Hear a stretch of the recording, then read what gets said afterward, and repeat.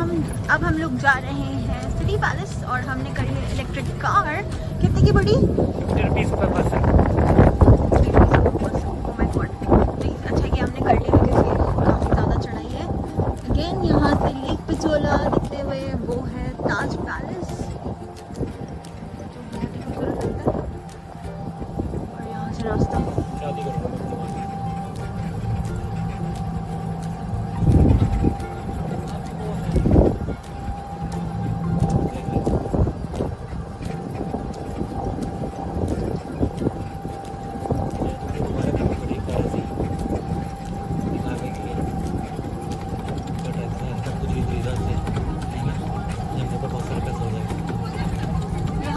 चला सकते हैं।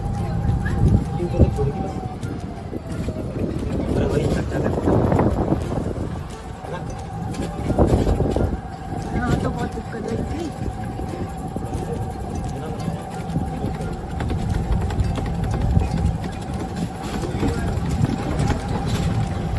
शुभ निवास।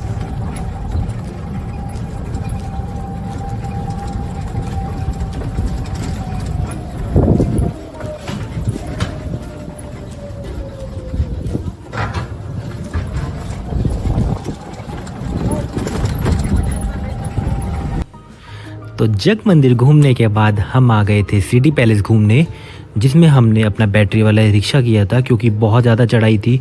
और क्या होता है कि आप अगर ज़्यादा चढ़ाई कर लेते हो ना तो आप थक जाते हो और आप ठीक से घूम नहीं पाते, चाहे वो कोई भी फोर्ट हो चाहे कोई भी पैलेस हो। तो अब हम यहाँ पे हमारी ये इन्होंने ड्रॉप कर दिया था हमें।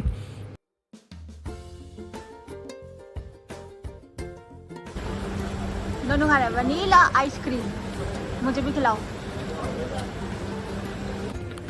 तो यहाँ से हमने ले लिया था अपना गाइड और बाद में क्या हुआ, गाइड से थोड़ी हो गई भसड़, वो मैं आपको बताऊंगा बाद में क्यों। तो यहाँ पे जो गाइड मिलते हैं वो हमारे गवर्नमेंट ऑथराइज गाइड होते हैं और इन्होंने 500 रुपये लिए थे हमसे पूरे का पूरा जो आपका सिटी पैलेस है उसको घुमाने के और उसके बाद इतिहास बताने के कि कितने राजाओं ने मिलकर बनाया और इसमें क्या क्या स्पेशलिटी है।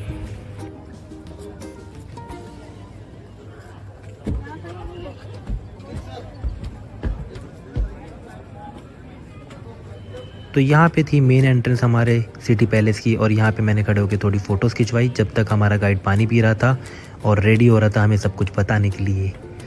तो यहाँ पे हुई हमारी असली भसड़ हमारे गाइड के साथ। ये जो महल आप देख वीडियो बनाने अलाउ नहीं होगा मेरा। क्यों अलाउ नहीं करते मेरा वीडियो। तो हमारा आधा मूड यहीं ख़राब हो गया क्योंकि उसने बोल दिया था कि वीडियो इज़ नॉट अलाउड और मैं अपनी वीडियो बनाना अलाउड नहीं करता हूँ क्योंकि अलाउड नहीं है ऐसा कुछ। वैसे मुझे रीज़न लगा नहीं, मैं सोच रहा था कि हम गाइड चेंज कर लें अपना, लेकिन मैंने कहा चलो छोड़ो कोई बात नहीं। तो एंट्री करते ही दिखा हमें ये घोड़ा और ये कोई आम घोड़ा नहीं था, इसका नाम चेतक था जो महाराणा प्रताप जी का घोड़ा था और इसने हल्दी घाटी के युद्ध में महाराणा प्रताप जी को बचाया था और युद्ध भी जिताया था। ये जो घोड़ा था वो 10 फुट लंबा था और बहुत ही बलशाली था और आप देख सकते हैं इस घोड़े के आगे अगर आप देखेंगे तो एक हाथी की सूंड जैसे लोहे का कुछ बना रखा है। वो एक्चुअली में इसलिए बना रखा था ताकि जब युद्ध हो और सामने से हाथी पे लड़ाके आ रहे हों तो हाथी को लगे कि ये हमारा ही बच्चा है, इसकी सूंड है, तो इस तरीके से हाथी जो है वो इस पे कभी भी वार ना करे और अपना बच्चा समझ के से छोड़ दे। तो इतना दिमाग हुआ करता था राजा महाराजाओं में और ऐसे वो अपनी चीज़ों को प्लान करते थे कि दुश्मन नहीं, जो दुश्मन के साथ जानवर हैं उनके वो भी अचंभित हो जाएं।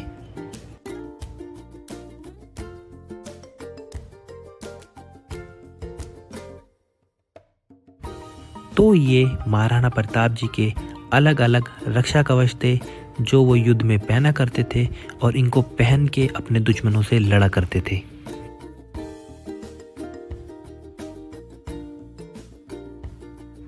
इन कवच का वजन ही 40 से 50 किलो हुआ करता था। अगले सेक्शन में हमें देखने के लिए मिले काफ़ी अलग अलग टाइप के वेपन्स, जिसमें थी तोलादार तलवारें, बंदूकें, गुप्त हथियार और बहुत सारे और वेपन्स जिनके शायद हम नाम भी नहीं जानते। यहाँ पर हमें प्रोटेक्शन गार्ड्स देखने के लिए मिले जो राजा यूज़ किया करते थे अपनी प्रोटेक्शन करने के लिए। ये सारे हथियार अलग अलग जगहों से जैसे इंग्लैंड, जर्मनी और भी काफ़ी अलग देशों से मंगाए गए थे। कुछ तलवारें यहाँ इंडिया में भी डिज़ाइन की गई थी। ऐसे हथियार देख के हम तो काफ़ी ज़्यादा फैसिनेट हो गए थे। अब हम चल पड़े थे महल के अगले भाग में। यहाँ पे राजा महाराजा जो नए बनते थे और जो राजा महाराजाओं के बेटे होते थे, जो राजकुमार बनते थे, उनका यहाँ पे अभिषेक कराया जाता था।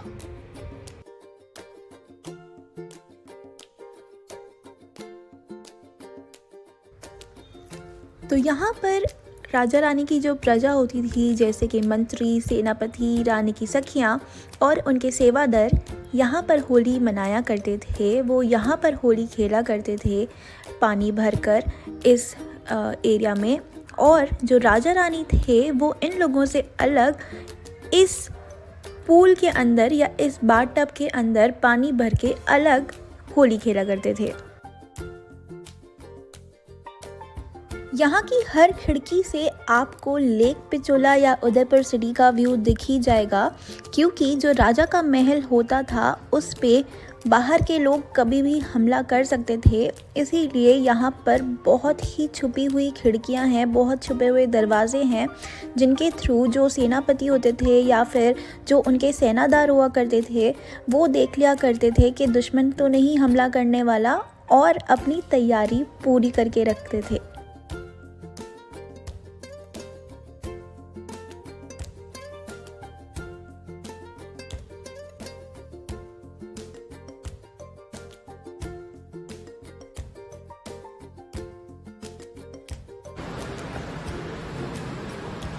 तो गाइस ये रानी की विंडो थी और यहाँ पर रानी जो बाहर से आ रहा है उनको देख लेती थी। तो ये मैकेनिज्म था, नीचे करो और इस साइड घुमा देंगे तो लॉक हो जाएगा एंड वापस enter shut and it's back.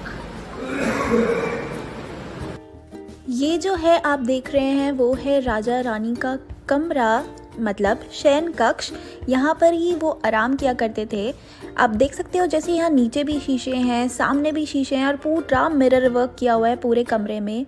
इसका कारण ये है कि जब सर्दियाँ हुआ करती थी और काफ़ी ठंड हो जाती है तो वो यहाँ दिए जला लेते थे और दियों की रिफ्लेक्शन से पूरा कमरा गर्म हो जाता था।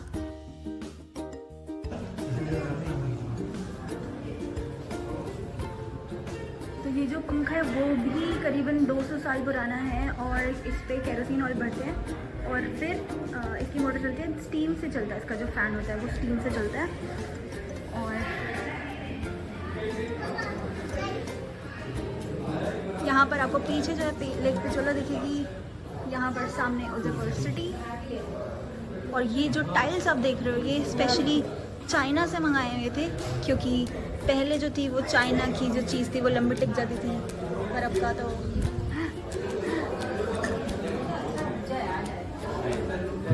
यहाँ पर राजा जो है वो अपना टाइम पास किया करते थे, यहाँ पर अपना मनोरंजन किया करते थे, हुक्का पीते थे और चौपड़ खेला करते थे, शायद यही कहते हैं ऐसे।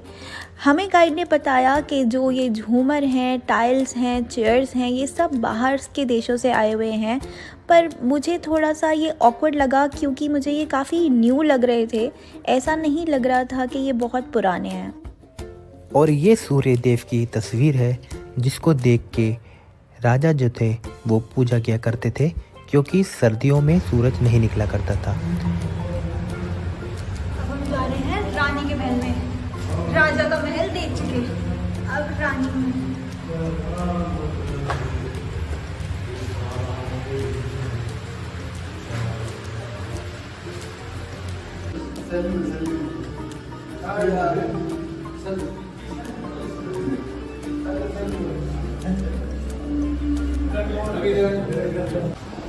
ऐसे होता था मेकअप, जैसे तुम्हारी रानी करती है मेकअप, ऐसे मेकअप होता था।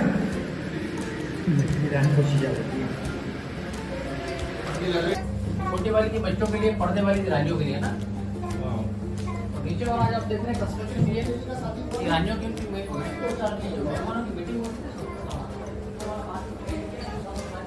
इसको देखिए 4 घंटे उठाते, इसको 2 घंटे उठाते। तो ये कुछ तस्वीरें थी राजा महाराजाओं की नेक्स्ट जनरेशन की, जब इंडिया में डेमोक्रेसी आ गई थी।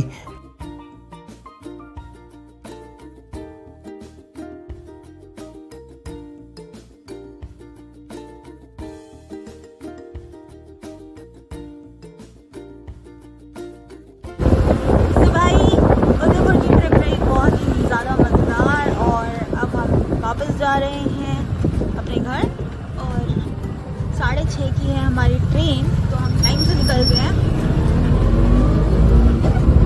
बहुत ही प्यारे लोग मिले और बहुत ही अच्छा था हमारा overall trip, right? How do like it? बहुत ज़्यादा। सारी अच्छी अच्छी मेमोरीज हमने कैप्चर करी।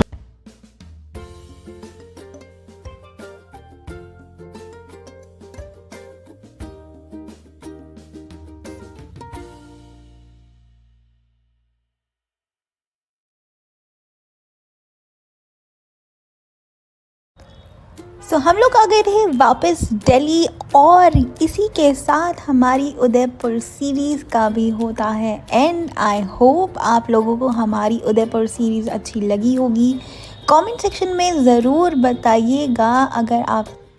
अगर आप मेरे चैनल पे नए हैं तो प्लीज़ सब्सक्राइब करें, लाइक करें एंड शेयर करें।